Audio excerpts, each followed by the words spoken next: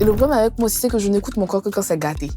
C'est vraiment quand oui, là, je sais que je peux plus du tout tenir, que je m'arrête. En fait, j'ai écrit une thèse, en plus d'avoir les 4 garçons. Et j'ai fait 5 ans à traîner. Et là, l'université m'a dit, écoutez, madame, si vous n'avancez pas, on vous supprime de la liste des étudiants. Mon directeur de thèse était prêt à me lâcher. Même quand quelqu'un me dira, oui, j'ai l'impression que tu es fatiguée, je me dis, avec le maquillage, peut-être ça va passer mieux, ça va passer crème. Mon papa, c'est mon policier. Tu as trop maigri. Il faudrait que tu manges. Tu dois dormir. Noraline, il est 23h, il faut que tu montes. Tu vas manger aujourd'hui.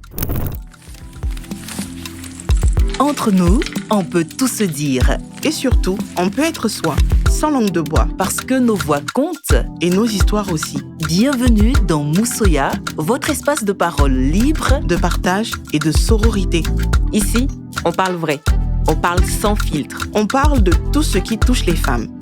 Installez-vous, on démarre une nouvelle causerie.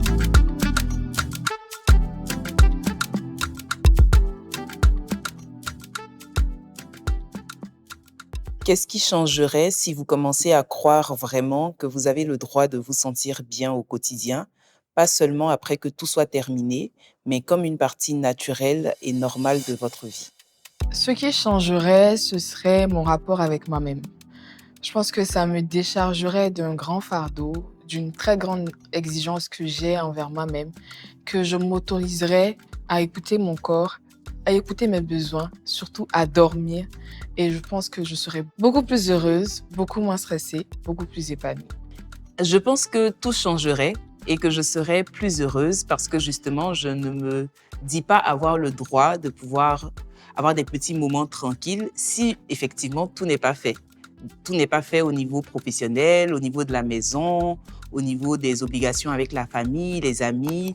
Et quand tout ceci doit être fait, finalement, j'ai l'impression de ne plus avoir de temps. En tout cas, j'ai l'impression de ne plus avoir de temps et que les journées se répètent de façon mécanique. Donc, avoir des petits moments tranquilles pour soi n'est pas forcément la priorité. Et si j'en avais, la vie serait plus belle. Alors moi, j'ai acquis la possibilité de faire des choix pour moi-même. Du coup, le repos pour moi, c'est moi qui me l'impose. Quand je sens que je dois pousser, je pousse. Mais lorsque je dois me reposer, je me repose. Je vais vous donner un exemple. Je suis quelqu'un qui travaille beaucoup les nuits. Je ne suis pas le genre de mère à me réveiller tôt le matin pour accompagner mes enfants à l'école, sauf si je suis contrainte. Donc, il y a certaines tâches que je délègue. Par exemple, ma nounou elle dort dans la même chambre qu'eux, donc facilement elle se réveille avec eux, elle les apprête. Et s'il faut les déposer, c'est en ce moment qu'elle vient me dire, tata, les enfants sont prêts, accompagnez-les. Et là, je dispose de 1 heure de temps pour encore dormir. Donc, je m'octroie ce droit-là de vraiment me reposer. J'ai mal à la tête, je suis épuisée, je demande de l'aide, je prends du recul, je vais me reposer. Je veux voyager, je trouve le dispositif adéquat pour que je puisse bouger, souffler. J'ai ce moment à moi que je prends. Aller par exemple dans la forêt, marcher au jardin botanique que j'aime bien, marcher, tourner, réfléchir, me coucher, regarder le ciel. Ce sont mes moments privilégiés. Au cours des derniers épisodes, nous avons exploré ensemble le poids invisible que les femmes portent. Les attentes, les rôles, la pression que nous nous imposons, le poids émotionnel qui peut parfois passer inaperçu, le revers de la médaille du perfectionnisme, les difficultés à prendre soin de sa santé mentale. Et vous vous êtes reconnus dans chacun de ces sujets. Mais reconnaissez-vous aussi aisément ce dont vous avez réellement besoin pour vous sentir mieux chaque jour? Les choses qui feraient une vraie différence dans votre vie et sur lesquelles vous avez le contrôle, comme s'autoriser le repos, s'autoriser des moments qui ne sont pas liés à la responsabilité et aux attentes, s'autoriser des petits bonheurs quotidiens. Pour beaucoup d'entre nous, cela n'est pas aussi simple qu'il paraît. Parce qu'à un moment donné, nous avons appris que prendre du temps pour soi et profiter des petits bonheurs de la vie, ça vient après. Après que tout le reste soit fait. Après que tout le monde soit pris en charge. Après l'avoir mérité. L'épisode de ce jour est intitulé « Être femme aujourd'hui, comment mieux vivre au quotidien entre repos, joie et retour à soi ». Et oui, et si nous changions notre regard sur la question? Il s'agira justement dans cette conversation de pouvoir changer votre relation avec le fait de se sentir bien. Nous allons tenter ensemble de remettre en perspective l'idée qu'il faut mériter cela. On a tendance à penser que c'est une question de discipline ou d'espace, mais dans cet épisode, nous allons aborder la question plus sous l'angle de la permission à soi-même. Le fait de ne pas se sentir tout à fait sûr d'avoir le droit de se donner la priorité. Je suis Rita José Siri et vous êtes dans un autre épisode de Moussoya.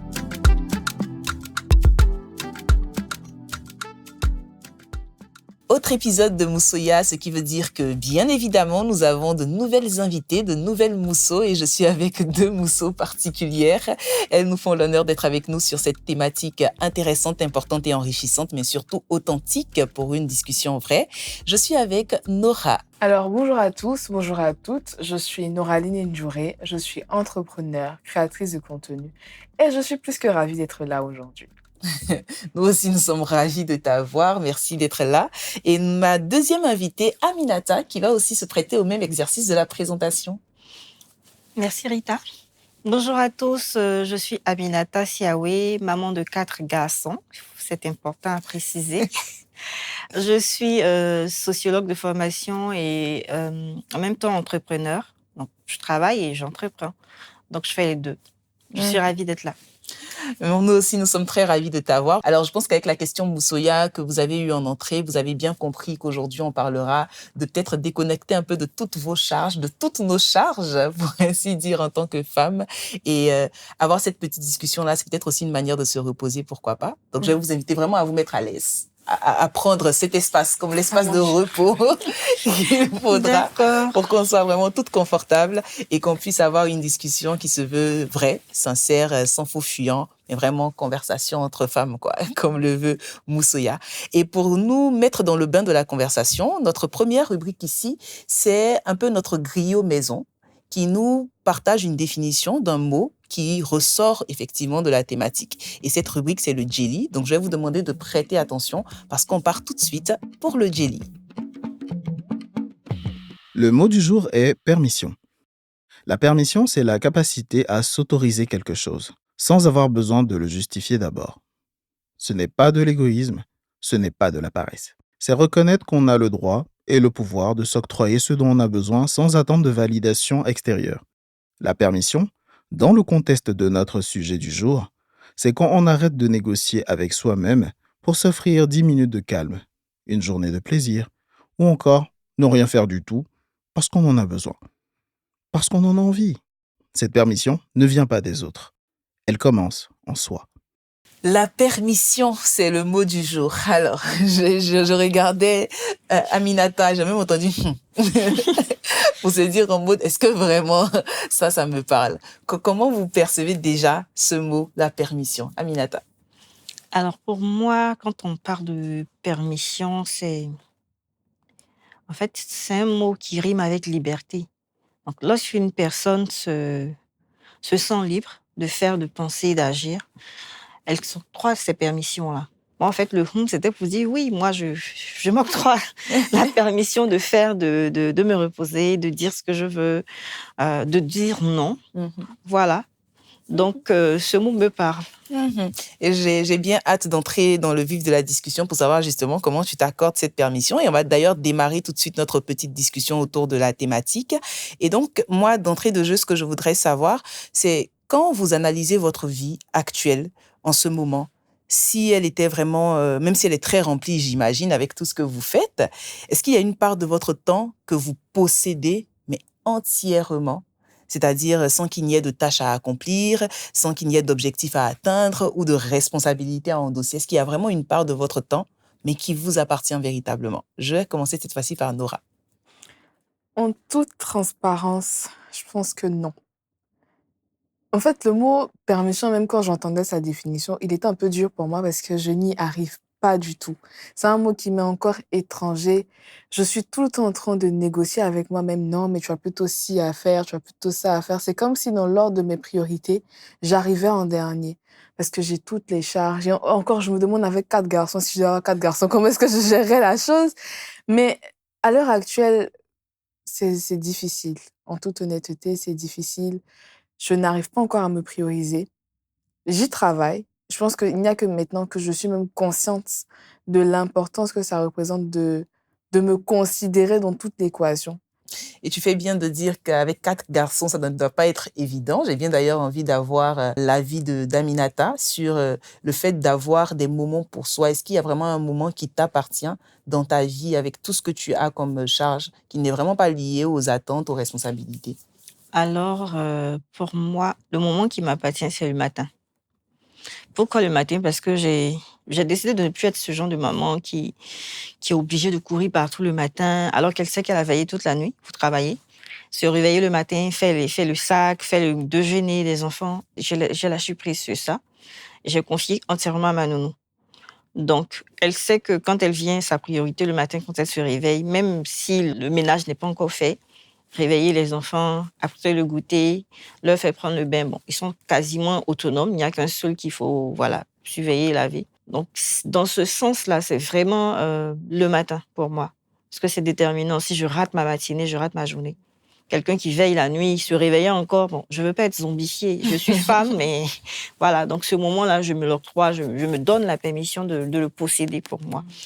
Et Dieu merci, avec le père des enfants, c'est assez intéressant parce que même quand il s'apprête le matin pour le boulot, il fait attention à ne pas faire du bruit parce qu'il sait que c'est le moment où ça m'est destiné. Souvent, je ne sais même pas à quel moment il est parti. Il va même fermer souvent la porte doucement, ouvrir un placard pour éviter aux enfants de rentrer comme ils veulent. Mais les enfants aussi, ils ont compris qu'à ce moment-là, il ne faut pas me déranger. Donc, et c'est quoi? C'est un moment juste de repos, de sommeil, ou oui, il y a des petites choses qui composent ce moment? Surtout de sommeil parce que je suis beaucoup active. Donc, mon corps a aussi beaucoup besoin de repos. Donc, c'est vraiment le matin parce que je suis du genre à être très, très, très proactive la nuit. Quand on parle de 17h, 18h, c'est là que mon esprit est éveillé. Donc, vous allez me retrouver à tourner, à mettre les enfants au lit. J'ai une marge, hein, on va dire de 21h jusqu'à minuit. Mais c'est à partir de 1h du matin que tout se décupe. Donc, je ne vais pas veiller ça jusqu'à 5h me coucher et puis encore me réveiller à 6h, 7h pour apprêter les enfants. Ça, j'ai carrément abandonné. Je l'ai fait par lui passer avec le premier, mais pour les autres, j'ai dit non. Et ça, je pense que ça me parle, mais contrairement, parce que moi, c'est vraiment tout le contraire. Même si je dois dormir, me réveiller à 5h, enfin, dormir à 1h, me réveiller beaucoup plus tôt, j'ai l'impression que tout doit tourner en boucle et que finalement, il n'y a pas de moment de repos. Je ne sais pas si Nora... Alors, franchement, le mot repos, c'est un mot encore qui est difficile pour moi. Tout est difficile chez Nora. Absolument, tout est difficile. En fait, parce que je pense que pendant un moment, je n'ai pas intégré la notion. Je n'ai pas de moment à moi. Et en fait, c'est même maintenant que je réalise. J'ai pas de non, ça c'est le temps de Nora, non. C'est le temps de l'entreprise, c'est le temps de tu dois parler à tes amis, c'est le temps de tu dois t'occuper de ci, de ça. Il y a pas de temps de Nora. Il y a peut-être quelques petits moments que je vais shipper. Oui, je vais regarder un film, je vais acheter mon aloco, je vais manger tranquillement, bien. Mais c'est encore difficile de m'accorder du temps. Ça le lâcher prise, en Exactement. fait. Elle n'a pas encore eu ce déclic-là. Pas Elle se dit, encore. moi, Honnêtement, ça résonne vient. pas avec moi. Ça commence à venir parce que je pense que en fait, j'ai une grosse tempête, je vais dire ça comme ça. Et vu que maintenant, j'ai réussi à trouver des repères, des personnes sur qui me reposer, etc., j'arrive maintenant à me dire, bon, ça, c'est sous contrôle, donc je peux passer à autre chose. Mais ça a été, bon, c'est encore un peu difficile. Et qu'est-ce que tu ressens lorsque tu envisages seulement même de prendre du temps juste pour toi? Qu'est-ce que tu ressens rien que d'envisager cela? À y penser, je visualise une version de moi qui est beaucoup plus sereine, qui est beaucoup moins stressée, parce que le stress, c'est vraiment mon ami invisible. Je pense souvent que je ne suis pas stressée, mais à voir comment mon cerveau tourne tout le temps, je me rends compte que si. C'est difficile. En fait, cette conversation, elle est très difficile pour moi. Parce que j'ai l'impression d'entendre tout mon entourage en train de me dire mes volumes famille. À la question du repos, du temps, du lâcher-prise, c'est des concepts qu'on entend, qu'on comprend, mais qui sont encore très difficiles à intégrer pour moi parce que même dans le cas de mon entreprise, j'ai l'impression que c'est abandonner mon entreprise. J'ai l'impression que si je décide aujourd'hui de ne pas aller à la boutique, c'est que je suis démissionnaire. C'est que je décide de ne pas encourager l'entreprise à grandir, etc. Ah.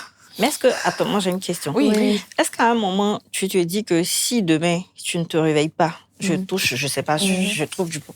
Voilà. Si tu Nous ne te avons réveilles du pas bois, demain, ouais. ton entreprise, soit elle va fermer ou bien elle sera gérée par quelqu'un d'autre. Est-ce que tu te dis ça? Moi, j'ai quelqu'un qui prend un exemple simple. Il dit chaque anniversaire, parce que lui, s'il n'est pas à ses anniversaires, il dit que chaque anniversaire nous rapproche de la mort. Donc, pour lui, en fait, l'anniversaire, c'est un moment de tristesse. Oui, c'est Donc, pas il ne comprend forcément pas joyeux. pourquoi les gens célèbrent, parce que tu deviens plus vieux, tu vas mourir vite. Donc, imagine-toi que chaque jour, en fait, c'est ton anniversaire, ça te rapproche de ça. Donc, ça peut permettre de te déconnecter, en fait, de cette envie d'être là tout le temps, tout le temps. C'est vrai qu'il y a des moments où il faut pousser. Moi, dimanche, je suis allée libérer un client rapidement à ma boutique. Et puis, je me suis retrouvée à faire des aménagements. C'est un dimanche, tout le monde était là, la famille était là, les enfants ont besoin de moi. Et je me suis déconnectée carrément des enfants du dimanche. Je suis rentrée à 22h30. Mais avec la satisfaction d'avoir accompli une tâche que j'aurais mis une semaine à faire parce que j'étais seule, donc il n'y avait pas de visiteurs. Donc, j'ai pris une semaine d'avance en me disant que bon, je fais ce sacrifice-là aujourd'hui, mais la semaine à venir, j'aurai le temps de récupérer les enfants, d'échanger avec eux, de ne pas avoir le stress de revenir à la boutique, faire ce que j'avais à faire. Donc, voilà, en fait. Et Aminata, justement, par rapport à ce que tu dis, moi, je me dis, est-ce qu'il n'y a pas une partie au fond de toi qui se dit que pour avoir du repos, il faut le mériter, après avoir accompli effectivement 1001 choses d'abord? Oui, moi, c'est ma conception des choses. Je bosse, je fonce, et à un moment, je me dis, c'est la pause, le repos est mérité. Parce que si tu as tellement de choses à faire, tu vas te reposer pourquoi? Tu ne peux pas avoir de raison de te reposer alors que tu as des milliers de choses à faire et que tu ne faisais rien d'ailleurs. Si tu es malade, on peut comprendre. Tu étais au repos, tu ne te sens pas bien, mais tu es bien portant et voilà, comment on appelle, tu procrastines. Et après, tu t'étonnes. Donc, c'est après, avec le temps, je pense qu'elle est assez jeune, elle est plus jeune que moi. Avec le temps, moi, j'étais comme toi. J'avais 2 boulots dans le temps, je sais pas. J'avais 2 boulots. Pareil. Oui, je faisais l'université, je faisais la grande école parce que je poursuivais quelque chose. Mais il est arrivé un moment où j'ai carrément, je courais après quelque chose et après, je me suis calmée pour apprendre à me fixer des limites et surtout à dire non. Parce que dans ton propos tout à l'heure, tu as dit que tu prends le temps de causer avec tes amis. Moi, Aminata, mes amis arrivaient à un moment, ils sont arrivés au second plan. C'est-à-dire que je me priorise. Si j'ai des choses, j'ai des urgences. Je vois ton WhatsApp, ton message WhatsApp entrer. Je ne vais pas te répondre. Je regarde, ou bien je te dis, écoute, je suis un peu occupée, on se reparle. J'ai mon petit frère qui se plaint. Quand je t'appelle, tu me j'arrive à faire rapproches ça, au mais nez. j'ai la culpabilité. Voilà, c'est Il y a ça. beaucoup de culpabilité. C'est la derrière. culpabilité qui me fait dire, mais Noraline, peut-être qu'il a besoin de ceci, il a besoin de cela. Et puis, tu n'arrives pas à être là parce que, bon, après aussi, de par mon histoire, si tu m'envoies un message à minuit comme ça va me faire paniquer. Donc, même si j'ai sommeil, je vais te répondre, par exemple. Mais il y a vraiment ce sentiment de culpabilité. Mais après, je pense que c'est vraiment une question de période parce que, faut dire qu'avec la boutique, je suis quand même aux premières heures. Donc, aux premières heures, tu es obligé de pousser, tu es obligé d'être présente, tu es obligé de carburer, en fait. Et ça a été c'est vrai que ça a commencé, je pense, depuis novembre. J'ai fait une période très difficile depuis novembre. Donc, j'étais obligée d'être sur le pont. Il n'y a que maintenant que je veux me dire, avec du recul, je pense que je peux lever un peu la pédale. Donc, mais tu je sens que pense tu pas. mérites, en fait, ce repos. Honnêtement, si je suis plus là du tout, ça va pas tenir parce que je suis encore à l'étape des fondations. Je me dis, on arrive à se reposer concrètement, enfin, de façon plus zen, quand on sait que ça tourne correctement sans nous. Mais là, par exemple, je dis, Même par j'ai ouvert, ça expérience, fait un je te mois. dis que ça ne va pas tourner correctement. Même après un mois. Parce que là, ça fait à peine un mois que Moi, j'ai j'ai ouvert ma ouvert. boutique, ça fait 2 ans. Et ça ne tourne toujours pas. Et dimanche, je t'ai dit que dimanche, j'étais à la boutique, donc ça ne tourne pas fort. Et puis, les employés, ils partent, ils viennent. Et chaque fois, il faut reformer les gens. Donc, c'est un cycle. Et il faut arriver à un moment à se dire, écoute, si je peux pas, je peux pas. Moi, je me rappelle, je me suis retrouvée à Dakar avec des employés démissionnaires. J'ai dit, écoutez, fermez. Fermez. Et je m'apprêtais à faire un message sur la page pour dire, écoutez, on va mettre 2 semaines. On ne sera pas ouvert, on ne pourra pas faire de livraison, donc veuillez patienter, etc., etc. En attendant, on allait prendre les commandes. En tout cas, j'étais en train de réfléchir à des solutions, mais j'ai la surprise. Mais je n'allais pas laisser ce que je t'allais faire en voyage, courir pour venir parce que ma boutique allait être fermée 2 semaines. Après, c'est ce que je dis, c'est les limites. C'est ça. Et puis apprendre à dire non. À soi-même et aux autres aussi. Et comme on parlait tout à l'heure du fait de conscientiser, je voudrais effectivement que tu conscientises en me disant comment le fait d'être tout le temps en mouvement, en énergie, tout le temps en train de faire plusieurs choses à la fois, comment ça impacte ton énergie, ton humeur au quotidien? Bon, après, je suis de nature quand même très joviale. Je suis très extravertie. Donc, même quand je suis fatiguée, j'ai toujours ce petit sens de l'humour. Mais j'ai quand même l'énergie qui est très low, en fait. Je suis fatiguée. je me sens à plat. C'est vrai que j'arrive peut-être à faire la petite blague, etc. Mais je sais qu'en dedans de moi... Mais en fait, c'est mon corps, parce que moi, je somatise beaucoup. Et le problème avec moi aussi, c'est que je n'écoute mon corps que quand c'est gâté. C'est vraiment quand oui, là, je sais que je peux plus du tout tenir, que je m'arrête. Pendant un moment, j'ai eu de très fortes douleurs lombaires. Et je pensais même, dans ma tête, c'était même à la fois une bénédiction et puis une malédiction. Pourquoi? Parce que ça m'empêchait de bouger. Donc, ça m'empêchait de bouger quand j'étais trop active. Donc, quand je bougeais trop, je pouvais plus marcher, j'avais des douleurs. Donc, je me disais, bon, c'est vrai que je veux guérir. La santé, c'est bien. Mais c'est comme un griffe. Je vais pas dire, c'est comme une épine qui me permet de me rappeler que madame, tu n'es pas un robot. Madame, tu peux pas toujours fonctionner. Maintenant, je n'ai plus mal. Donc, je recommençais encore à courir. Mais, ah, c'est difficile. Mais moi, je suis d'accord parce que je me rends compte aussi que finalement, le fait d'être tout le temps en mouvement, ça peut quand même impacter l'énergie et Ça l'humeur. impacte. Ça Absolument. impacte. Parce que moi, Ça comme je impacte. l'ai dit, c'est le moment où je donne beaucoup, je me décharge. Et après, j'ai Exactement. besoin de me recharger. Donc, Si. ceux qui me côtoient vont voir que sur les réseaux sociaux, il y a des moments où je suis beaucoup À active. fond. Et puis, à un moment, je parle plus. Je peux mettre 2 semaines, voire un mois, je parle plus trop. C'est en ce moment-là que je suis en train de me recharger parce que mes humeurs, mon énergie, mon envie de faire des choses, elles baissent. Et puis après, le cerveau s'épuise. Je n'ai pas encore 40 ans que j'oublie beaucoup. Moi, je suis une passoire.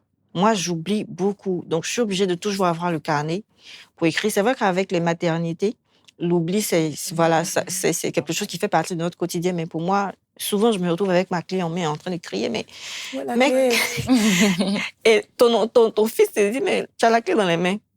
Et tu te sens toute ridicule là. Et tu vois que là, c'est le signal d'alarme. Il faut vraiment, vraiment arrêter. Et ce que tu dis est très vrai parce que je vis aussi cette dualité qu'il y a entre le fait de se sentir très dynamique, hyper active à un certain moment, et puis il y a des moments où raplapla, mais vraiment je n'ai plus envie de rien. Et je sais que dans ces moments-là, on va beau faire. Du coup, ça veut dire que les motivateurs qui nous disent que tous les matins, il faut se réveiller à 7, ils sont en forme. Moi, j'ai toujours trouvé que c'était du mensonge parce que je me dis qu'une personne normale ne peut pas avoir de l'énergie H24, 30 jours sur 30, 360. Non, c'est pas possible. Mais le problème, c'est que même moi, c'est ce que je dis, c'est que moi, j'ai des difficultés à m'écouter. Même si je suis fatiguée, je vais aller travailler. Je vais me maquiller, je vais mettre les talons, je vais aller travailler. Je pense qu'à force de pousser, je me suis plus rendu compte que je me suis complètement déconnectée de moi. Je peux être fatiguée. Je sais que je me suis couchée à 4 heures, que je me suis levée à 9 heures, je vais aller travailler. Je vais même sauter. En plus, moi, je fais pire. Moi, je je mange pas, fais je dors souvent, pas. mais pas tout le temps. Mais est-ce que tu penses que c'est peut-être parce que tu as l'impression que le fait d'être tout le temps active fait partie aujourd'hui de ton identité et que si tu ralentis, ça. tu ne seras plus toi-même? Alors, en fait, au-delà même de l'identité, c'est que moi, j'aime travailler. J'aime profondément ce que je fais. Et je me dis qu'il y a personne... Parce que je suis dans la période où je dois absolument tout donner parce que après, moi, j'ai décidé que, par exemple, que moi, à 40 ans, moi, je travaille plus, un frère. Moi, je me couche dans une villa à Sassandra là-bas. Débrouillez-vous que l'argent travaille derrière moi. Donc, je me dis, Noraline, c'est peut-être le sacrifice que tu payes sur 5 ans pour que tu aies genre 30 ans de ta vie, aux gens, tu es pépère, en fait. Mais c'est pas bien, mais je ne m'écoute pas. Je peux être malade, je vais travailler. Je n'ai pas d'énergie, je vais travailler. J'ai faim, je vais travailler. Pour moi, Moi, j'ai une question pas. pour elle.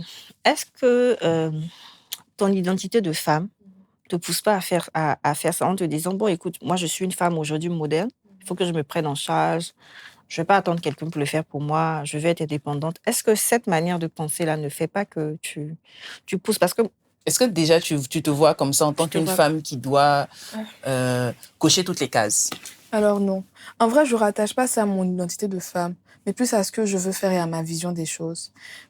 Les bijoux que je fais, la boutique de bijoux, moi, j'aime profondément les bijoux. Et je me dis qu'il y a certaines choses que je veux accomplir. Il faut que je passe certaines étapes pour y arriver. Et c'est là, à l'étape où j'en suis. Par exemple, moi, je créais des bijoux. Donc, même quand j'ouvrais la boutique, j'avais une idée d'ouvrir mon atelier, tout ça. En fait, je suis prisonnière de ma vision. J'ai envie de faire quelque chose de tellement grand que je me dis non, tu peux pas te reposer en fait. Il y a quelque chose il y a quelque chose que je suis en train de poursuivre, il y a quelque chose que tu dois accomplir.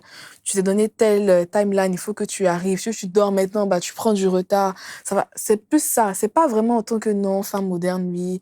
Moi, franchement, si je pouvais pas travailler, je travaillerais pas, tu vois. Je veux dire, en tout cas, si on devait rattacher ça à une histoire de cocher les cases, c'est plutôt les gens qui m'identifient comme quelqu'un qui travaille dur. Moi, je m'identifie comme quelqu'un qui a une vision qui veut juste l'accomplir, en Et fait. peut-être ce qu'elle aime. C'est ça, c'est juste ma passion, mon rêve d'enfant qui m'anime, plus que l'idée de vouloir représenter quelque chose ou bien quelqu'un. Et là, avec Aminata, tu parlais du point où tu arrives aujourd'hui à lâcher un peu prise. Donc, j'ai envie de savoir, qu'est-ce qui te fait te dire, là, c'est trop, il faut que je me repose. C'est-à-dire, quand tu enchaînes plusieurs choses, c'est quoi le déclic? Parce que je pense qu'avec Nora, déjà, même quand il y a le déclic au niveau du physique, de la santé, on n'en est pas un autant que cela. Donc, j'ai bien envie de savoir, Chez moi, Aminata, le déclic, c'est quoi ton déclic? c'est d'abord la charge mentale. Ok. Parce que je vois qu'elle est énorme. Parce que je vois que je fais beaucoup d'erreurs. Parce que de nature, je fais très peu d'erreurs. Je suis du genre à mémoriser des choses, c'est des choses vraiment facilement, quoi. Et quand je vois que tout devient assez difficile pour moi, quelque chose qui est évident, je ne vois pas le bout, je commence à ne plus avoir cette capacité de m'adapter, de résoudre des problèmes. Je commence à me dire, ah, vraiment, tu es fatigué, il faut que tu arrêtes, tu te recharges pour revenir. Donc, c'est plus un signal intérieur. Intérieur. Ou bien même, ça peut être quelqu'un qui me voit. Bon, généralement, j'écoute pas trop ce que les gens me disent. Ah, il faut que tu ralentisses, il faut que tu ralentisses. J'écoute pas trop, mais c'est plutôt en dedans que je me dis non, il faut que tu t'arrêtes. Et moi, je crois que je suis pareil aussi parce que même quand quelqu'un me dira, ah oui, j'ai l'impression que tu es fatiguée, je me dis, ah, avec le maquillage, peut-être ça va passer mieux, ça va passer crème. Mais c'est vraiment quand je ressens au fond de moi que c'est plus pareil. Ma créativité peut-être est à un stade un peu trop plat et que je ne me sens pas, j'ai pas l'énergie pour produire comme avant, que je me dis que là, il faut même là encore, il faut se dire peut-être que c'est le moment de ralentir, mais entre se le dire et ralentir vraiment, il y a une grande distance qui existe. Et en dehors des signes physiques que tu peux avoir, peut-être la santé, est-ce qu'il y a quand même des petits signaux, que ce soit intérieurs ou extérieurs, qui te font dire, là, je suis peut-être à une limite, tu vois? Si tu dois prendre peut-être 3 jours pour te reposer, qu'est-ce qui te fait te dire, je dois vraiment me reposer? Mon visage sans maquillage. Franchement, en fait, tu sais, souvent, tu te regardes et puis après, tu es habitué à ton visage. Mais des fois, quand je me regarde, je ressemble à la fatigue. Genre, limite, tu tapes fatigue.com sur Google, c'est mon image qui sort là. Je sais que, Noraline, je suis un peu poussée. Parce que, comme je dis, moi, j'ai des cernes très foncées. Enfin, j'ai des cernes depuis longtemps.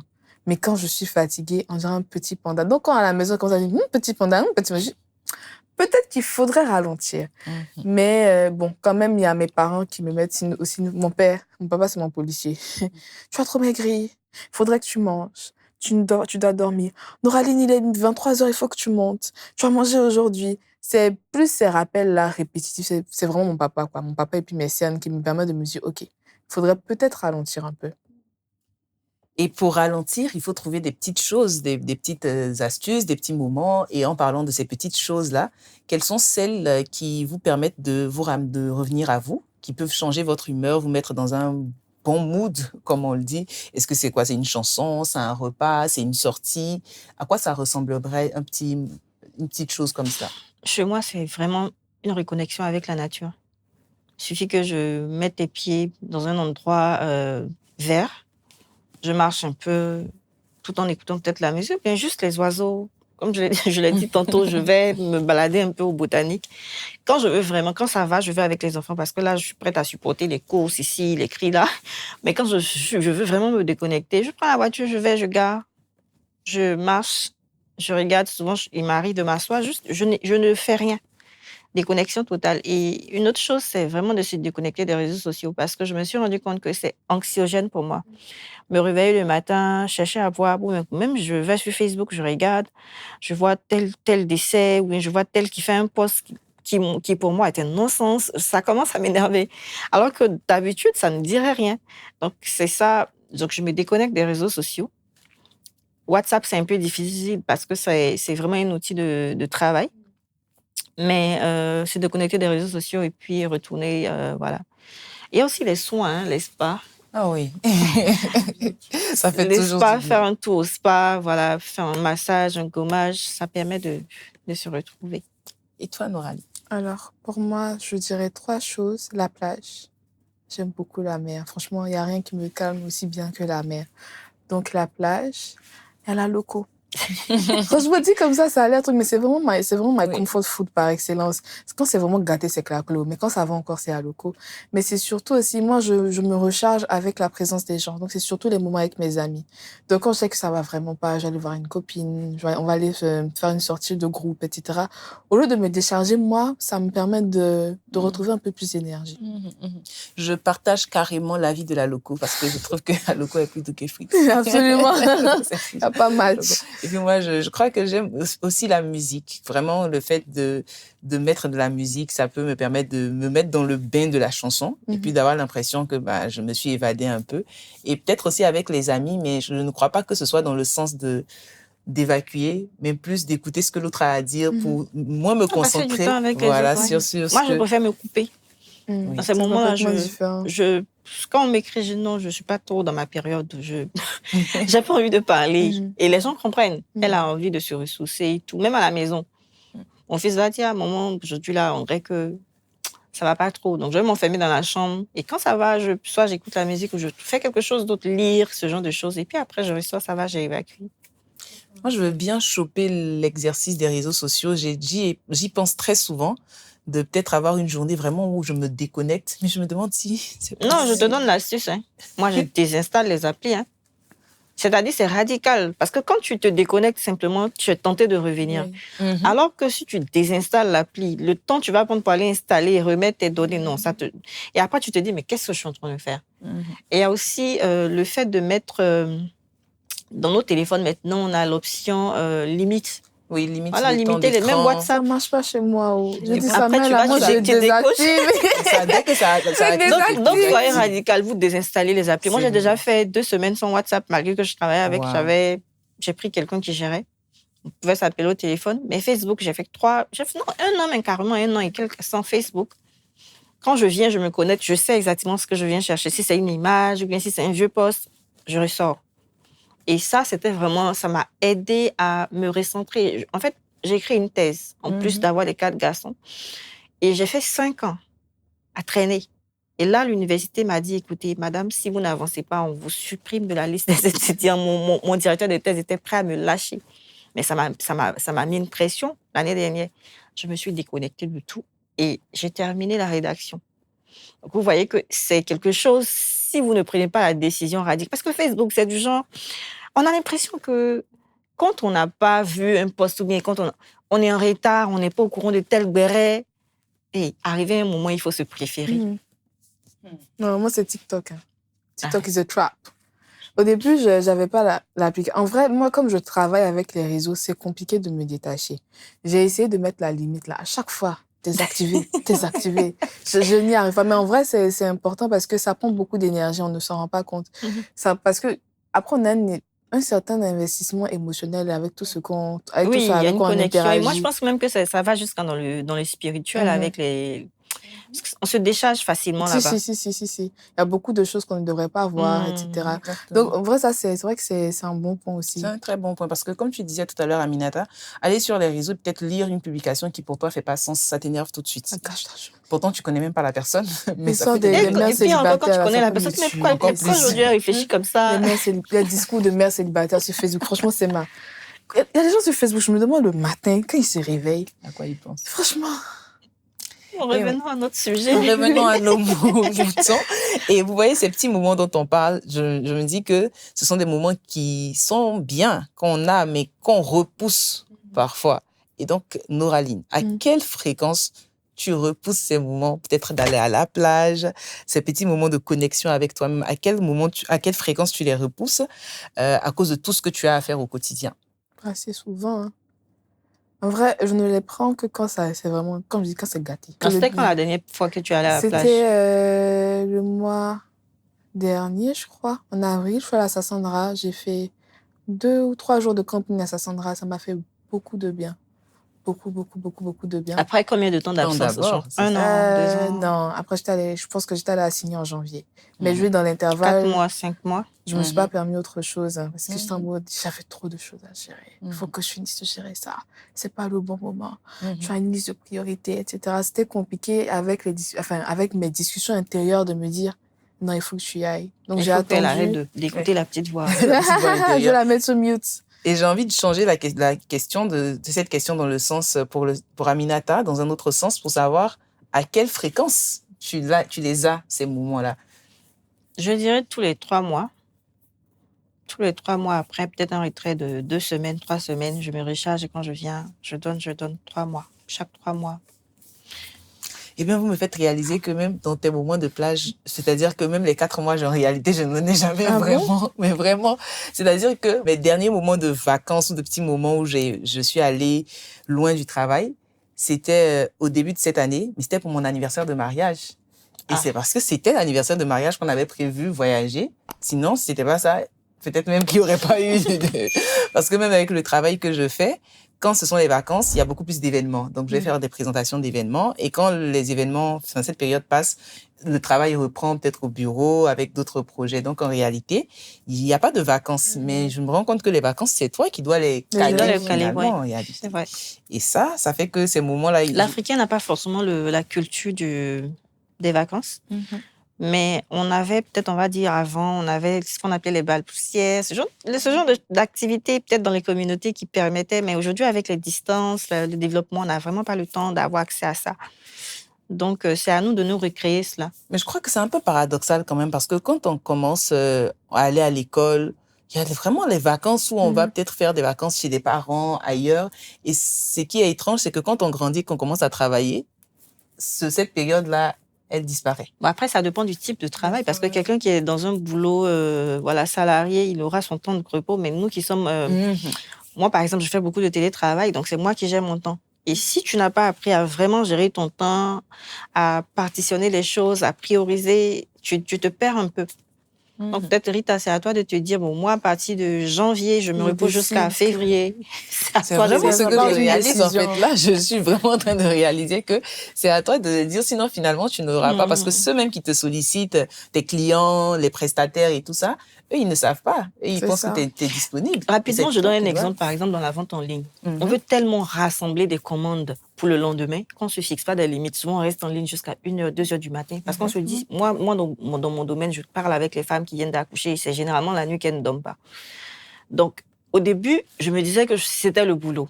Mais arrivé un moment, j'ai commencé à arrêter les commandes à 21h. À 21h, je pose le téléphone. Par contre, j'arrive à faire ça. Parce que moi, je suis en mode, si tu n'étais pas livré bijou la nuit, là, tu vas pas mourir. Donc, franchement... c'est pas pareil. Moi, je me dis, tu vas pas mourir. Non, mais moi, je laisse. Et puis... À 21h, comme ça, sauf si, franchement, j'ai rien à faire. Non. Si je vois le message, je laisse. Heureusement que maintenant, il y a quelqu'un qui répond au message pour moi. Je laisse. Souvent, c'est peut-être, je vais m'ennuyer, je vais te répondre. Mais sinon... à minuit, là. Non, mais c'est que ça veut dire que tu envoies tu es en bonne voie pour faire tes choix. Oui, en fait, c'est ce que j'ai expliqué. Parce que moi, c'était ça au début, j'étais dans le... Il faut que je prenne cette dame, il ne faut pas que je rate cette cliente, etc. Mais arrivé un moment, c'est du genre... C'est pas parce que tu as beaucoup d'argent que tu commences à... Mais après, tu commences à te dire, ce boulot est en train de me voler ma vie. Donc, il faut que je mette des limites pour m'en sortir, en fait. Donc, je pense que tu as su la bonne voie. En tout cas, ça commence à venir... En fait, ce qui a vraiment initié tout ça, c'est que j'ai vraiment une période difficile de novembre à mars. Donc, j'ai pris un local, il y a eu des problèmes d'humidité. Donc, j'ai dû fermer au bout d'un mois. J'avais toutes mes affaires. Le stress. J'avais dépensé toutes mes économies. Donc, je suis en mode, je fais quoi? Je peux pas recommencer à zéro, je peux pas abandonner. Donc, il a fallu que sur toute la période, franchement, je carbure pour pouvoir retrouver un nouveau local, l'aménager, trouver la marchandise, la bonne personne pour gérer. Et je pense que là, maintenant, il n'y a que maintenant que c'est fait. J'ai ouvert la boutique, ça fait à peine 1 mois. Heureusement que la collaboratrice que j'ai trouvée est super.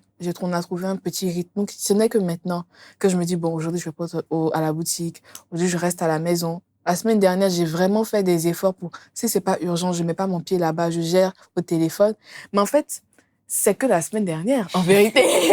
Et est-ce que ça va continuer? Non, franchement, ça va continuer parce que j'ai bien aimé rester à la maison. Parce qu'en vrai, je me suis rendu compte que ma présence n'est pas absolument nécessaire pour beaucoup de choses. Elle gère très bien. Même quand je ne donne pas d'indication, elle sait déjà ce qu'elle doit faire. 1 ou 2 messages et c'est fini. Donc, mais le problème aussi, c'est que quand je libère du temps, je vais prendre ça pour faire autre chose. C'est ça. C'est ça mon problème aussi. Mais je pense que je commence au moins à intégrer l'idée et à rééquilibrer mon quotidien autour de ça. J'aime bien que Aminata te dise que tu es sur la bonne voie. J'espère que ça te confortera dans toutes ces actions. Et là, je veux savoir qu'est-ce qui peut vous faire vous sentir mais vraiment vivante, c'est-à-dire physiquement, vraiment ce que vous faites qui vous fait sentir le plus vivante. Et qu'est-ce qui se passe quand vous vous sentez aussi bien comme ça, ne serait-ce qu'un instant? Alors, c'est une question ma réponse va sembler être un peu bizarre parce que bon, on parle là de soi-même, mais ce qui me fait sentir vivante, c'est quand j'arrive à faire quelque chose d'utile pour les autres. C'est-à-dire que, bon, moi, j'arrive à me remplir, à faire mes choses. Et quand je participe, en fait, au bonheur de quelqu'un d'autre, par exemple, quelqu'un qui souffre ou bien qui a un projet mais qui n'a pas le financement, qui n'ose pas demander, quand je lui donne les sous et puis je vois la personne se déployer, moi, ça me fait plaisir. En fait, ça me fait me dire que, bon, je vis pas inutilement. Quand, par exemple, il y a une cliente qui est en difficulté de lactation, qu'on arrive à aider, qui se retrouve à tirer énormément de lait, quelque chose qui était son stress avant parce qu'elle pouvait pas aller au travail, laisser son enfant, que je vois que cette personne est aujourd'hui à l'aise, moi, ça me fait plaisir. Donc, je tire mon plaisir, on va dire, ma satisfaction, mon bonheur, dans le bonheur que j'apporte aux autres. Aux autres. C'est trop bien dit, c'est joli. C'est la même chose, sauf que moi, c'est en vendant des bijoux. Et c'est là où moi, mon piège est. En fait, j'aime tellement voir des gens, même des proches. T'as vu ce que j'ai porté? Non, ça vient de chez toi. Ou bien, à mon anniversaire, j'ai reçu un bijou de chez toi. Ça me fait tellement plaisir. Je me souviens que quand j'ai eu ma première commande d'Alliance, j'ai pleuré. J'étais en mode, quelqu'un m'a fait confiance pour le jour le plus important de sa vie. Et ça m'a tellement touchée. Donc, pour moi, en fait, et c'est là d'où vient mon piège, vendre des bijoux, c'est pas mon travail.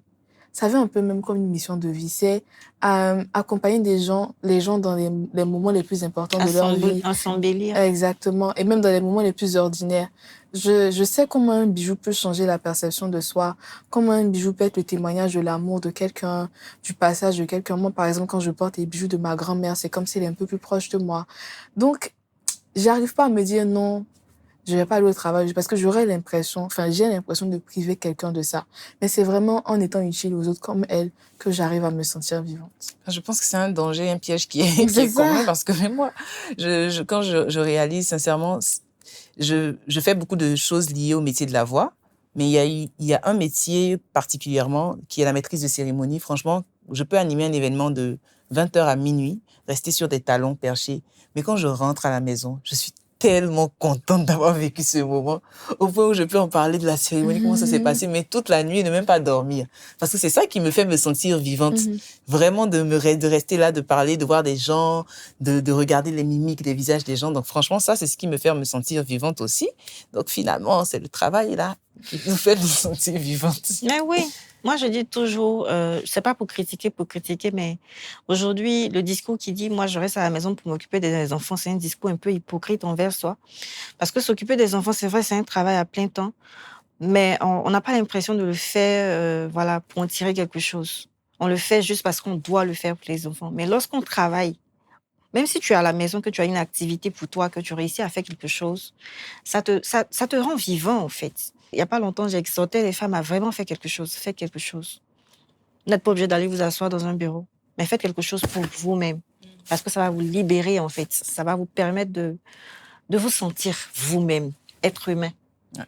Voilà. J'aime bien comment les termes sont utilisés, se sentir soi-même, c'est-à-dire même dans le choix de ce qu'on veut faire, qui peut être peut-être une occupation ou une responsabilité, c'est bien de choisir quelque chose qui te fait te sentir toi, qui ne te donne pas l'impression de juste répondre à une obligation, mais qui te fait te sentir entièrement toi-même. Mais après, ça peut être aussi le danger, dans le sens où on ne va pas se donner la permission. C'est le piège, en fait. La permission, donc c'est le juste milieu. La corde est raide quand même, hein, c'est le juste milieu à trouver entre le fait de faire ça et puis que ça ne devienne pas un engrenage où finalement tu ne sors même plus de là. Voilà.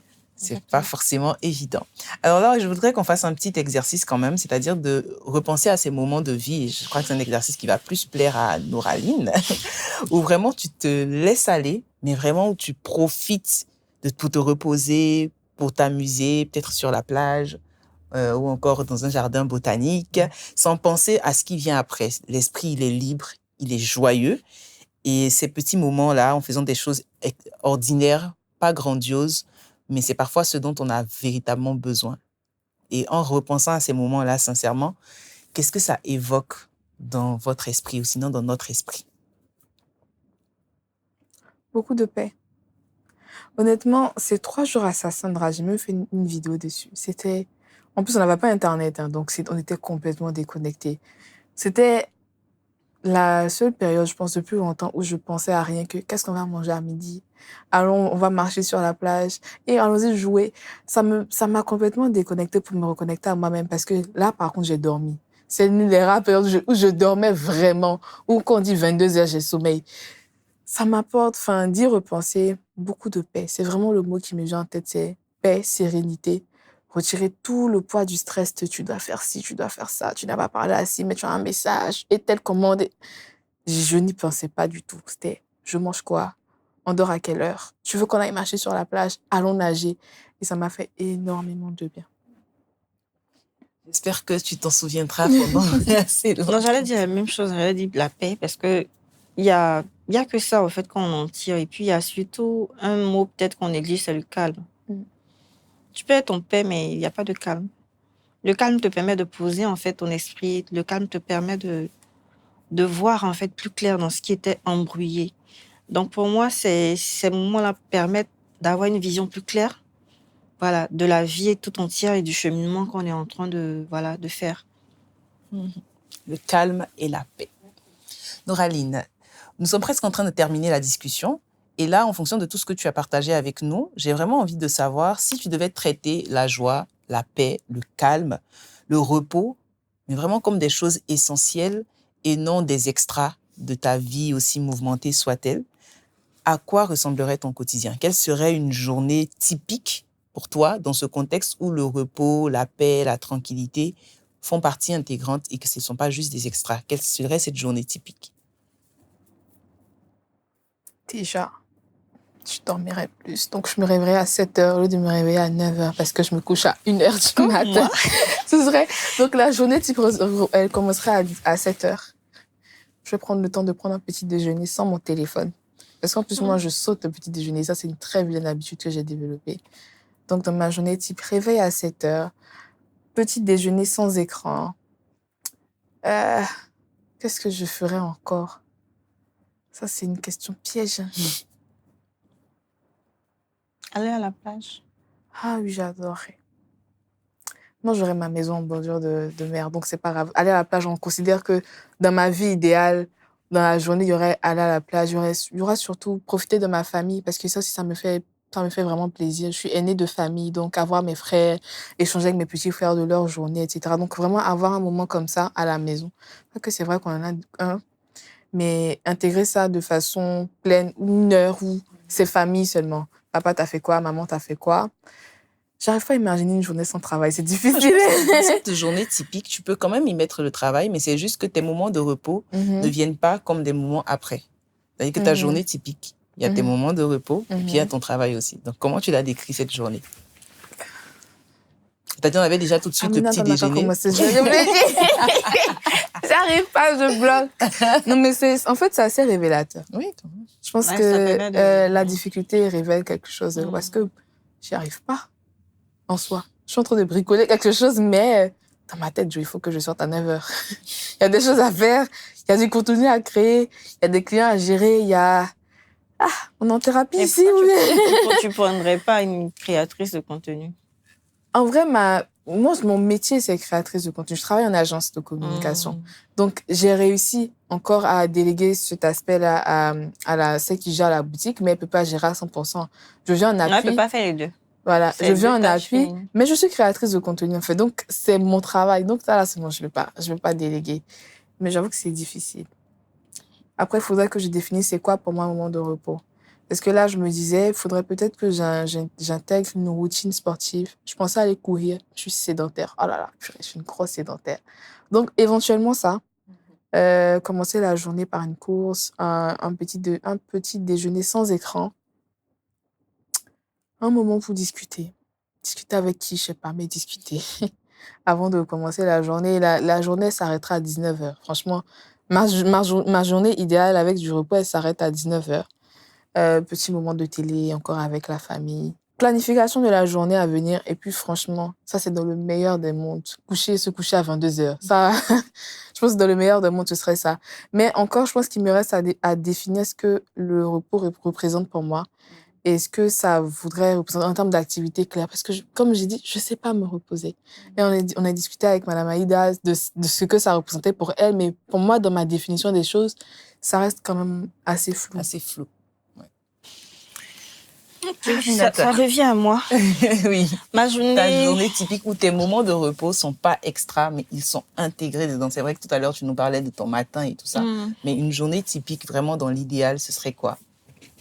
C'est toujours la même journée, là, où je n'ai pas à me réveiller, courir partout, pour faire des tâches voilà, que je n'aime pas nécessairement. Et même si je dors la veille, moi, j'aime dormir les matins. Ça... donc, un réveil, peut-être, on va dire, à 7h30. Mais entre-temps, en tant que musulmane, il faut se réveiller entre 5h, 5h30, faire la prière. Bon, c'est rapide, ça prend pas trop de temps. Mais je retourne me coucher, je me réveille à 7h, 7h30. Je lirai mes mails. Je m'octroierai le temps de me déconnecter, on va dire, toutes les 1 heure. Souvent, je peux être assise là, travailler 4 heures d'affilée sur l'ordinateur, je ne vois même pas le temps passer. Donc, j'aimerais vraiment intégrer des pauses où je sors faire des câlins au dernier, discuter avec les enfants, appeler quelqu'un. Parce que même pour appeler souvent les parents ou faire passer des appels, je trouve que souvent, ça me prend du temps. Donc, je préfère passer là-dessus. Donc, ces déconnexions me permettraient de parler avec 2-3 personnes, jouer avec les enfants. Je retourne et j'arrête de travailler comme elle a dit. Mais moi pas à 19h, à 17h, j'ai fini. À 17h, je vais marcher. Je vais prendre du temps, regarder. Bon, idéalement, hein, on va dire ma maison se trouverait au milieu d'une forêt quelque part. Les klaxons, l'odeur du carburant, tout ça, ça m'épuise. Donc voilà, je vais marcher, faire une bonne marche dans la nature. Je reviens bien aux enfants. Et puis, s'il faut étudier avec eux ou bien s'il faut passer du temps, faire des jeux, ce genre de choses. Et après, au lit pour les enfants, je lis et je me couche à 21h30 pour me réveiller à minuit, pour travailler la nuit. Parce que c'est là où je suis vraiment prolifique. Mes esprits sont vraiment décuplés. Éveillé. Ouais, ce sont de très belles journées en tout cas. J'espère qu'après les vidéos, vous pourrez les regarder et puis vous dire voilà ce que je dois faire la journée idéale. Parce que si Mais après, c'est des journées qu'on a décrites comme étant des milliardaires. Hein. Ah, vraiment. Sérieusement, parce que si tu n'es pas en train de courir après l'argent, tu peux pas rêver à avoir ce genre de journée. Ça. Donc, il y a forcément des sacrifices dans nos vies. Mais sinon, c'est en tant que... Ça, non. Toi, tu as ta maison à Sassandra en bordure de... Sassandra, tu vois, je me avec la vue. Voilà, donc j'imagine que tu as plusieurs milliards pour t'acheter un terrain comme ça, parce que là, ça coûte vraiment cher d'avoir un terrain en bordure de... C'est pour ça qu'en ce moment, je souffre, là, pour pouvoir arriver à ça. Donc, dans 10 ans, j'aurai la journée typique, il faut là. Qu'on puisse commencer à vivre cette journée-là quand même un peu actuellement pour ne pas trop s'épuiser. Et c'est vrai que si toi, tu finiras à 19h, elle à 17h, c'est ça? Ouais. Moi, je pense que ma journée idéale s'arrêtera à 15h. Vraiment, 15h. Il fait chaud, là. 15h. Parce qu'il fait chaud. Tu n'auras pas pris de pause à midi. Voilà. C'est-à-dire que je prends et tu commences à quelle heure? Je commencerai... Mais moi, j'aime dormir le matin aussi. Donc, je commencerai peut-être à 9h. Je piquerai aussi le petit déjeuner parce que je ne déjeune pas, je ne prends pas de petit déjeuner. Sans les écrans aussi parce que mon téléphone, il est trop addictif pour moi. Et puis, sincèrement, je travaillerai pendant une bonne période d'heures sans forcément de poser. À 15h, je me déconnecte, je rentre chez moi. Je vais peut-être profiter, manger de la loco. C'est l'après-midi, vraiment. Team à loco. Team frites, je suis seule. Ah non, je suis seule aujourd'hui. Mais moi, j'aime les deux. Et je crois qu'on va terminer sur cette petite question, mais je vais prendre plus ton avis. Selon vraiment ton expérience, Aminata, comment une personne peut-elle commencer à faire ça de manière concrète chaque jour, c'est-à-dire commencer à se prioriser, à prendre du temps pour soi. Là, vraiment, tu parles à toutes les femmes qui nous écoutent aujourd'hui, qui sont un peu dans ce mood, en commençant particulièrement par Nora et moi. Donc, selon ta petite expérience, qu'est-ce que ça pourrait être concrètement, des petites choses comme ça? Alors, concrètement, pour commencer à vivre pour soi, il faut déjà réaliser qu'on ne vit pas, qu'on est vraiment dans un schéma où on subit la vie. Il faut déjà l'accepter en se disant que je dois arrêter. Il ne faudrait pas que je me retrouve à 50 ans en n'ayant jamais fait de voyage, en ayant passé tout mon temps à travailler, en ayant passé tout mon temps à m'occuper de mes enfants.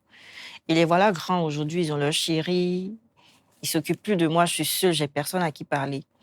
Donc, il faut pouvoir découvrir ce qui nous passionne.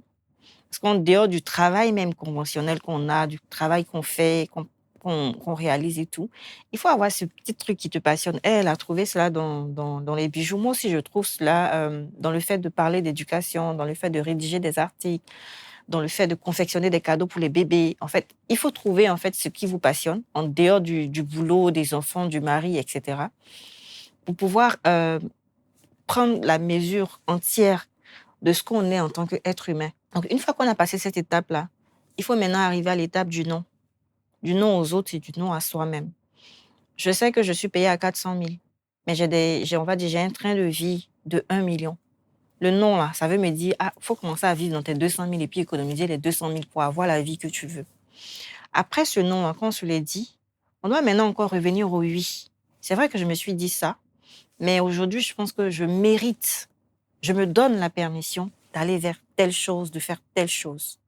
Là, c'est se pardonner à soi, s'accepter, s'aimer, au point où, en fait, les autres douteraient du fait que vous les aimez. Parce que quand vous prenez vos décisions, elles passeront pour des décisions égoïstes, des décisions... mais alors que non, c'est se préférer soi-même. On a eu un webinaire avec les dames récemment où le coach disait, si vous n'allez pas vous-même bien, comment est-ce que vous pouvez aider les autres? Que donc, celles qui sont dans les ONG en train de dire qu'on fait du social, vous faites quel social pendant que vous-même, vous ne vous aimez pas? Donc, il y a cette étape-là. Je dirais même peut-être qu'elle vient avant même toutes les étapes. Apprendre à s'aimer, parce que si vous vous aimez vous-même, le non suit, les décisions de suivre votre passion suivent, et ainsi de suite. Donc voilà, Noraline, moi, c'est ce que je peux te dire en tant que grande sœur. Tu es déjà sur la bonne voie. J'adore les femmes qui sont passionnées, parce que j'ai posé la question de savoir si c'est parce que c'est lié à ta condition de femme. Pourquoi? Parce que moi, c'est ça. C'était ça mon leitmotiv. Je ne voulais pas être le genre de femme assistée, à qui on tend de l'argent, qui tend la main pour se faire les cheveux, pour s'acheter des bijoux, des vêtements. Non, je ne voulais pas être ce genre de femme-là. Donc déjà, très tôt, j'ai commencé à me prendre en charge. Après, c'est devenu quelque chose de normal. Donc aujourd'hui, on a tendance à penser que parce qu'on est femme, on va se marier, donc le mari fera. J'ai 4 garçons, donc je me mets dans la posture de mes garçons. S'ils doivent s'occuper de quelqu'un d'autre demain, à quel moment ils vivent pour eux-mêmes? Donc, autant pour la femme que pour l'homme, ça devient aujourd'hui très, très, très, très crucial pour l'être humain de se trouver lui-même et puis de se donner la permission de faire, pour ne pas faire subir la vie aux autres. Voilà, j'ai été longue. Non, mais c'était judicieux. tellement C'était à propos, nécessaire. c'était nécessaire, c'était judicieux. Merci D'accord. beaucoup, Aminata. Merci aussi, Noraline. Nous sommes pratiquement à la fin de notre discussion, mais pas de l'émission, parce que nous allons passer à une autre rubrique qu'on appelle ici la question du net. Je vous explique, c'est une publication qu'on a vue sur les réseaux sociaux qui a attiré notre attention en rapport avec la thématique et que j'ai envie de partager avec vous. Je vais vraiment vous la lire comme elle est écrite. Peut-être que ça va vous faire penser à quelque chose. C'était quand la dernière fois que tu as fait un truc juste parce que tu avais envie? Quand on était gamin, les hobbies étaient partout. On peignait, on jouait d'un instrument, on collectionnait des cailloux, on lisait pendant des heures sans culpabiliser et personne ne se demandait à quoi ça servait. On le faisait juste pour le faire. Ça servait, point, parce que ça faisait du bien. À un moment, quelque chose a changé. Le temps libre a été arrêté d'être libre et tout ce qui ne produit rien ou n'optimise rien est devenu inexplicablement difficile à justifier. Ça s'appelle le productive leisure. L'idée est que même le repos doit avoir un but mesurable. Donc moi, cette publication, j'ai envie de vous demander, est-ce que ça vous fait penser particulièrement à quelque chose, un hobby que vous ne faites plus du tout, mais qui devrait exister dans votre vie actuelle? Oui, le jardinage. La lecture. Non, moi, en fait, le jardinage, ça me permettait, comme j'ai dit, moi, je suis très connectée à la nature. Donc, quand j'étais toute petite, j'avais toujours un petit potager derrière la maison où je m'évadais parce que on était très nombreux à la maison. Et moi, le monde, souvent, après, ça me fatigue. Je trouve pas toujours ma place. Donc, je m'éloignais là. Quand on fait la cuisine, qu'il y avait des restes d'aubergines, de gombo, des choses, je collectais. Et puis, voilà, j'allais planter. Et j'essayais de voir comment... Bon, à l'époque, il n'y avait pas Internet pour voir comment est-ce qu'il faut planter du gombo. Donc, je découvrais comment ça se plante ou bien si ça meurt, etc. Et je prenais plaisir à voir ces graines à germer. Voilà, l'aubergine violet, l'aubergine même normale qu'on connaît, la tomate surtout parce que c'est facile, hein, ça pousse facilement et tout ça. Et puis, on avait des bananiers. Donc, j'aimais m'asseoir là-bas comme ça. Donc, je me dis, dans ma maison idéale, il me faut cet espace-là pour me reconnecter à moi parce que je ne pourrais pas toujours aller dans la forêt. Donc, c'est sans justifier, c'est quelque chose qui me permettrait de de m'évader pendant que je suis là. Est-ce que tu lis encore actuellement? Absolument. Alors que vraiment, j'ai bien aimé le rapport à l'enfant. Parce que quand j'étais petite, je lisais énormément. À Noël, à mes anniversaires, il y avait toujours des livres. Mes parents y ont tenu pendant longtemps. Ils ont, même pour moi, pour tous mes frères, on a été mis à la lecture très tôt.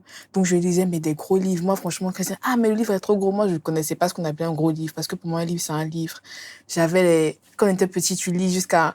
Tu mets la couverture sur ta tête pour ne pas que ta maman voit qu'il est minuit.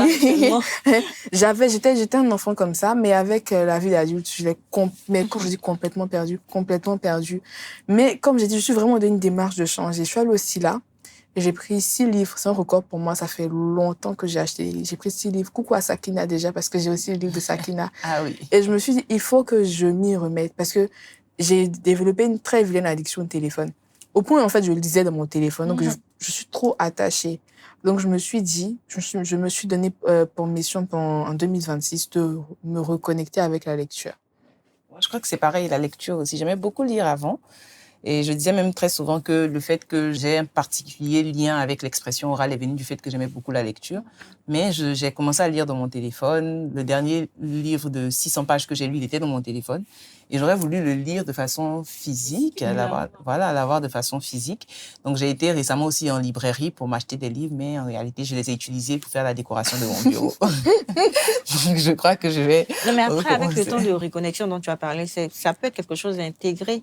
Donc, quand on décide de se déconnecter, même si c'est 10 minutes, il faut toujours avoir ça à mettre dans le sac à main.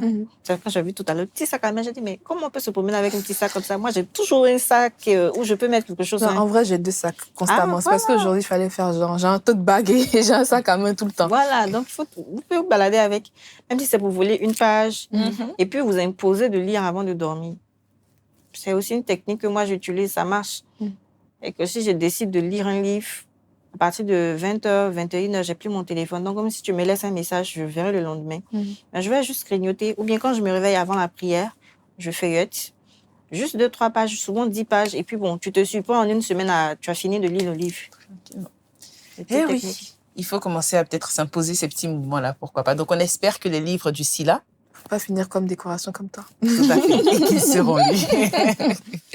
Nous allons à présent passer à une autre rubrique de Moussoya. Vous devez la connaître maintenant. C'est la rubrique L'œuvre du jour, où nous pouvons découvrir ensemble, déguster, décortiquer une belle œuvre en rapport avec notre thématique. On part pour l'œuvre du jour. Donc, comme vous l'avez vu, l'œuvre du jour, c'est Maillot de bain citron de Amoako Boafo. Alors, c'est le portrait d'une femme qui est en plein moment de détente. Vraiment, elle ne se précipite pas du tout, effectivement. Elle ne performe pas, elle n'attend rien du tout. Elle est simplement à l'aise en elle-même, dans son corps, dans son temps. Et on peut sentir dans son énergie et dans son langage corporel qu'elle se sent bien. Et elle n'a besoin de la permission de personne pour ça.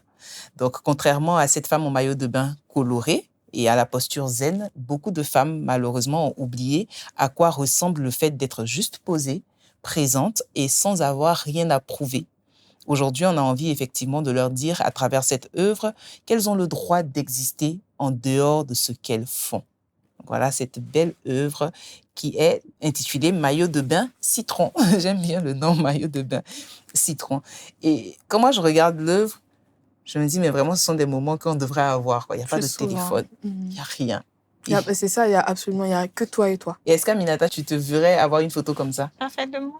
Même si je veux tout de suite, même, je suis tellement déconnectée des obligations que j'ai plus de limites, peut-être à part mon dernier qui est très petit et que j'allaite encore. Donc, c'est lui qui me... Sinon, moi, je ne me mets pas de limites. Quand je veux quelque chose, quand je veux me donner du temps, je me donne ce temps. Noraline? Absolument. Tant qu'il s'agit d'eau, de piscine, de mer, de plage, je suis toujours partante. Donc, absolument. Maintenant, il faudrait que je m'autorise. Et ça, c'est autre chose. C'est autre chose. Voilà, donc c'était notre œuvre du jour. Et comme vous le savez, vous connaissez la structure de l'émission maintenant. Après l'œuvre du jour, nous passons à la dédicace. Mesdames, je vous ai expliqué un peu le principe de la dédicace. On va partir tout de suite avec nos dédicaces de cet épisode. Donc, pour cette dédicace, je vais commencer par Noraline. Mais attends, tu es sûre que tu ne veux pas commencer? Si tu veux. Tu veux quand même... Je vais emboîter les aînés Ok. d'abord. Ah oui, Nouraline nous dit les aînés d'abord. Alors, elle va encore dire que je la pourchasse. Je voudrais m'adresser à Adam Sangare. C'est une femme. Elle s'appelle Adam, mais c'est une femme. C'est une petite sœur que j'ai rencontrée sur les réseaux sociaux qui m'a approchée, qui s'est ouverte à moi et tout. Adam, tu as vraiment beaucoup de potentiel. Arrête de douter de toi. Arrête de porter cette charge-là que tu n'as pas vraiment nécessairement besoin de porter seul. Tu as du soutien. Tu as une grande sœur qui veut être là pour toi, qui se rapproche, mais que tu fuis. Donc, arrête de me fuir. Viens à moi pour qu'on puisse te faire grandir, petite sœur. Voilà. Alors moi, j'adresserai ma dédicace à Chef Kishi, à Marie-Danielle. Marie-Danielle est maman, Marie-Danielle est chef, Marie-Danielle gère un restaurant. Elle gère aussi beaucoup de responsabilités. Comme moi, elle n'arrive pas à trouver du temps pour elle, elle n'arrive pas à tout se déconnecter de toutes ses responsabilités, de toutes ses charges. Donc je vais te dire, de toute façon, on a crié sur moi, sache qu'on a crié sur toi aussi. Donc, à nous deux, on doit maintenant se décider à passer à l'action et puis à décider de nous choisir en premier avant de choisir les autres, de choisir nos responsabilités et nos charges. C'est beau. C'est beau, effectivement, Aminata, c'est beau et c'est très, très bien dit. Merci infiniment, mesdames. Nous sommes malheureusement à la fin de notre discussion. J'aurais vraiment pas voulu que ça finisse parce que c'était un très bon moment, très enrichissant. Et merci beaucoup pour la sincérité de vos réponses, la sincérité de l'échange. Aujourd'hui, je crois qu'on a remis en place une chose essentielle, c'est que se sentir bien, ce n'est pas une récompense à la fin de la journée, mais c'est le carburant qui nous permet de traverser ces journées-là. Et ne pas prendre du temps pour soi, courir dans tous les sens, ce n'est pas une force, bien au contraire, c'est une habitude qui nous dessert très souvent et qu'on peut facilement, ou pas, peut-être pas facilement, mais qu'on peut désapprendre si on a la volonté de désapprendre. En tout cas, à toutes celles qui nous ont écoutés et qui nous écoutent, si vous avez envie de prendre du temps pour vous, vous avez le droit de ralentir, le droit de rire et le droit même de ne rien faire. Si vous attendez le bon moment pour souffler, sachez que le bon moment, c'est maintenant. Merci en tout cas de nous avoir suivis. C'était Moussoya, un espace où les femmes se rappellent qu'elles ont le droit d'être avant de faire. Et si cet épisode vous a marqué, vous pouvez bien sûr vous abonner, liker et le partager autour de vous. En attendant notre prochain rendez-vous, prenez soin de vous, de la femme que vous êtes et de celle que vous devenez. À très vite. Merci pour ce moment unique de partage. Souvenez-vous, nos voix comptent et nos histoires aussi. Retrouvez tous les épisodes de Moussoya en vidéo sur YouTube Et en audio sur toutes les plateformes de podcast. Moussoya est une production Plolay de Creative Content and Podcast Factory.